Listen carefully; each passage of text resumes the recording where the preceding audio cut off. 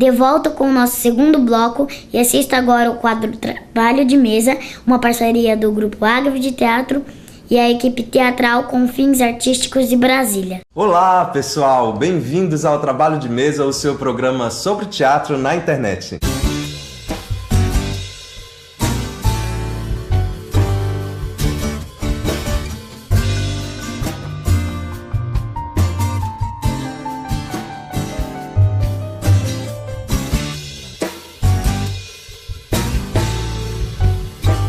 Esse programa é apresentado pelo FAC, o Fundo de Apoio à Cultura do Distrito Federal, e apoiado pelo MINC, o Ministério da Cultura. E esse programa também é apoiado pelo podcast Dragões de Garagem. Estamos nessa terceira temporada maravilhosa e cheia de novidades do nosso querido Trabalho de Mesa, e você pode acompanhar a gente agora em áudio também, através do podcast lá no portal do Dragões de Garagem. O link tá na descrição, segue a gente lá também. E hoje a gente vai falar do que, Samuel? A gente vai falar de oficinas como como formação continuada para os atores. Para quem não sabe ligeiramente o que é uma oficina, são cursos pontuais de curta duração e normalmente são oferecidas em festivais por grupos que têm como contrapartida de editais públicos a realização de oficinas e de artistas independentes também que querem trabalhar na formação do ator. A gente já tem um vídeo que aborda esse assunto na nossa primeira temporada. Se vocês quiserem, cliquem aqui que a gente vai dar uma leve conversada sobre essa questão. A oficina em si é uma coisa muito bacana que acontece em festivais, que acontecem quando algum artista vem pra cidade apresentar um espetáculo. É muito legal também porque nessas oficinas a gente tem a oportunidade de trocar com atores que não necessariamente estão no mesmo nicho que a gente. E isso é uma oportunidade muito legal porque normalmente ou são oficinas que têm um valor muito baixo ou então são gratuitas. E às vezes as pessoas negligenciam um pouco esse tipo de formação que pode também ser tão importante, né? É uma experiência importantíssima de troca com artistas que você normalmente não teria. São artistas que vêm de outros estados, de outros países. Essa troca de técnicas e de convivência, de modus operandi é muito importante. Não só os alunos, eles aprendem com as oficinas, mas os oficineiros também. Um festival ganha muito com isso. Existem apresentações que são feitas após o término das oficinas.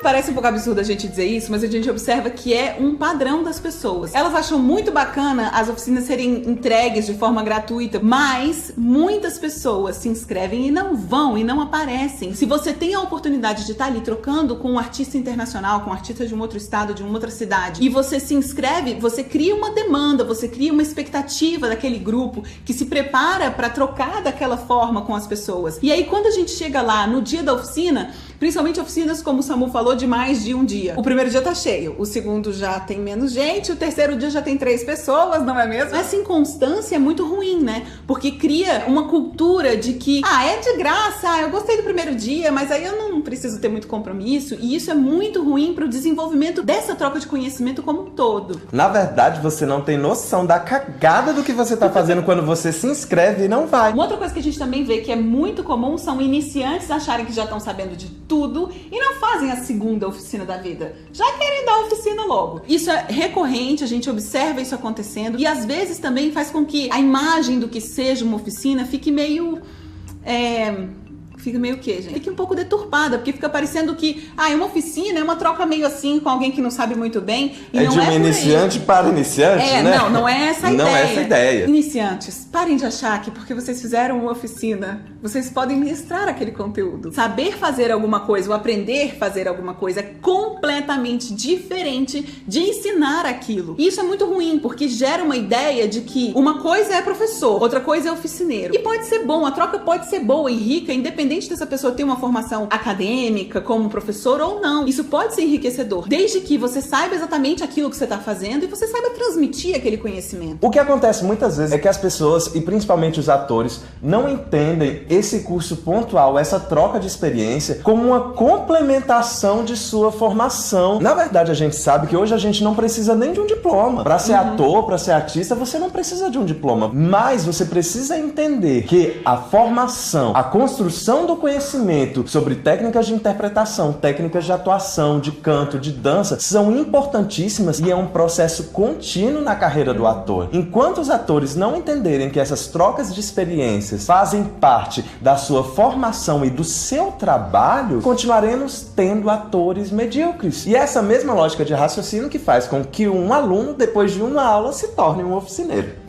Que perigo. Minha gente, que perigo! A gente tem um baixíssimo número de atores experientes inscritos em oficinas. Por causa dessa ideia de que a oficina é sempre dada por alguém iniciante, ou um artista que não deu certo e agora vai dar a oficina. Os artistas em si, eles acabam não se inscrevendo nesse tipo de oficina e acabam também perdendo grandes oportunidades de troca. Isso também gera com que o mercado passe a não realmente oferecer oficinas para atores experientes. E aí a gente tem a ideia de que a oficina é uma coisa apenas para iniciante. É claro que a gente percebe que muitas vezes os artistas precisam da oficina como um recurso financeiro, já que às vezes eles não conseguem trabalhar propriamente como atores, diretores, cenógrafos e passam a ministrar oficinas com o intuito de gerar renda, de se manter naquele meio, de se manter no teatro, de se manter próximo daquela linguagem, como sendo uma forma de gerar renda. Não significa necessariamente uma coisa ruim, principalmente quando isso é dado por uma pessoa mais experiente, mas a gente tem que lembrar que saber fazer não é saber ensinar. Então é muito importante, artistas, queridos colegas, aqueles que precisam desse recurso, procurem formas, inclusive oficinas, para se qualificar mais e saber como melhorar a sua metodologia, porque aí a gente cria uma cultura que tenha oficinas melhores sendo oferecidas e também pessoas engajadas a participar de oficinas como uma forma continuada de formação. E as oficinas também como um produto rentável para as pessoas que estão dando oficina. Aqui em Brasília, por exemplo, tem um festival de teatro Cena Contemporânea que oferece não só oficinas para os atores, mas de toda a parte técnica do fazer teatral. O Festival de Cinema de Brasília, que é um dos festivais mais conhecidos de cinema do país, né, tem oficinas de dramaturgia, tem oficinas de crítica, que são coisas que não necessariamente faz parte do seu fazer na arte que você executa, sendo ator ou diretor, mas também é uma forma de você ter uma noção do todo daquilo que você pratica, sem necessariamente você precisar se especializar em alguma coisa. Nós dois, por exemplo, que temos uma formação em interpretação teatral, a gente não necessariamente precisa saber tudo sobre cenografia, tudo sobre iluminação, mas saber um pouco como esse profissional trabalha faz toda a diferença quando a gente tá aqui trabalhando como atores. Inclusive a gente já falou disso num outro vídeo, sobre essa importância do ator saber, para além do fazer da atuação propriamente, conhecer um pouco mais dos outros aspectos do fazer teatral. Então, se você acha que você não precisa de um curso de inglês, que você não precisa de um francês, de uma aula de dança, de uma escola de piano, você está certo, você realmente não precisa. Mas todas essas experiências vão fazer uma diferença estrondosa na sua interpretação. Para você que acha que